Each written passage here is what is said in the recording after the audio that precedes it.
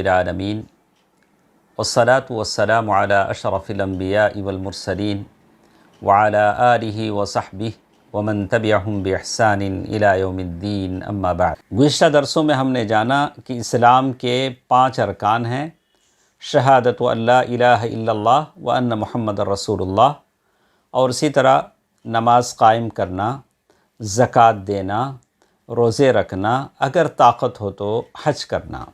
اس میں ایک بات ہم جاننے کی کوشش کریں گے کہ شہادت ان محمد رسول اللہ، اللہ تبارک و تعالیٰ کے تعلق سے گزشتہ درسوں میں ہماری بات ہو چکی ہیں، لیکن اب جانیں گے کہ کلمے کا جو دوسرا جز ہے، کہ اللہ کے نبی صلی اللہ علیہ وسلم کے تعلق سے کلمے کا جو دوسرا حصہ ہے کہ اس کا کیا مطلب ہے۔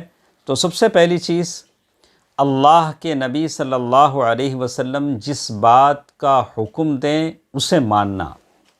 آپ کی اور میری زندگی میں جہاں جہاں یہ اللہ کے رسول صلی اللہ علیہ وسلم کا حکم ہے، آپ کو اور مجھے ماننا پڑے گا، اور جو باتیں میرے نبی صلی اللہ علیہ وسلم نے بتائی ہیں اس کو آپ سچ مانیں گے، سچ جانیں گے، تصدیق کریں گے، بھلے آپ کی عقل میں بات آئے نہ آئے، لیکن اللہ کے نبی صلی اللہ علیہ وسلم نے بتلایا ہے، حدیث صحیح ہے، تو آپ کو اس کی تصدیق کرنے پڑے گی، ماننے پڑے گی۔ اور تیسری چیز، جس چیز سے اللہ کے نبی صلی اللہ علیہ وسلم نے منع کیا ہے اور ڈرایا ہے اس سے رک جانا۔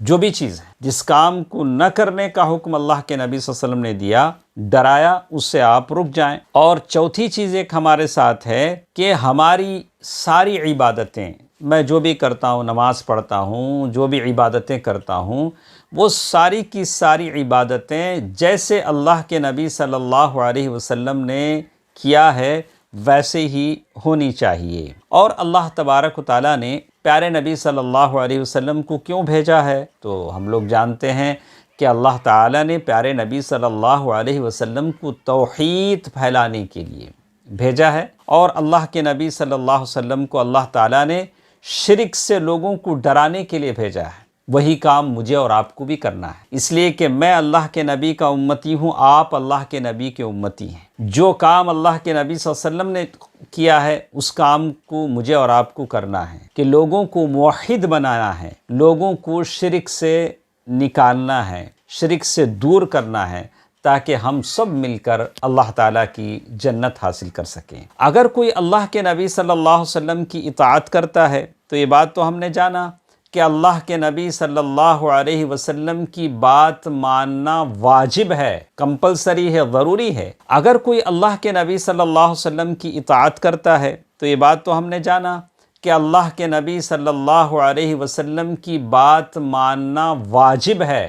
تو ہم نے یہ بات جان لیا کہ اللہ کے نبی صلی اللہ علیہ وسلم کی فرمانبرداری، اطاعت واجب ہے، اور آپ ان کی اطاعت کریں گے تو جنت ملے گی۔ اللہ کے نبی صلی اللہ علیہ وسلم کی بات نہیں مانیں گے تو پھر جہنم، اللہ تعالیٰ مجھے اور آپ کو بچائے رکھے۔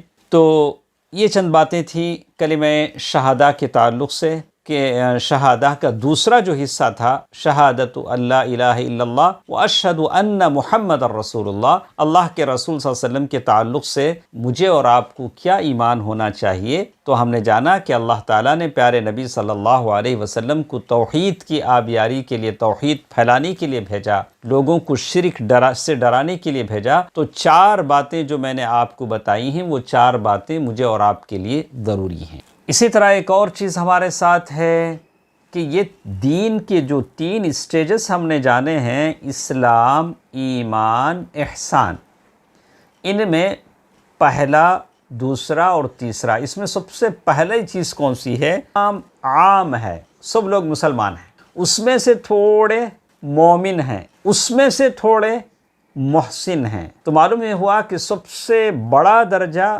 احسان کا ہے۔ اللہ اکبر، اللہ تعالیٰ مجھے اور بچوں کو محسنین میں سے بنائے۔ احسان، اور اس سے تھوڑا جب بڑھ جاتا ہے تو ایمان ہے، ایمان کا درجہ ہے، اور اس سے بڑا جب ہو جاتا ہے تو اسلام کا درجہ ہے۔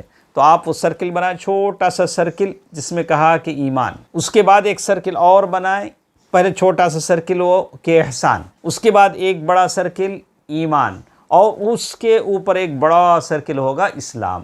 تو معلوم ہوا کہ سب سے بڑا درجہ احسان کا ہے، اس سے بڑا تھوڑا درجہ پھر ایمان کا، اور اس سے کم تر ہے اسلام کا۔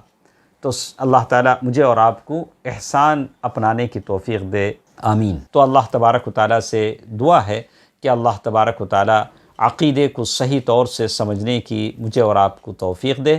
انشاءاللہ کچھ باتیں اگلے درسوں میں ہمارے ساتھ رہیں گی۔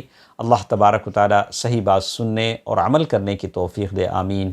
والسلام علیکم ورحمۃ اللہ وبرکاتہ۔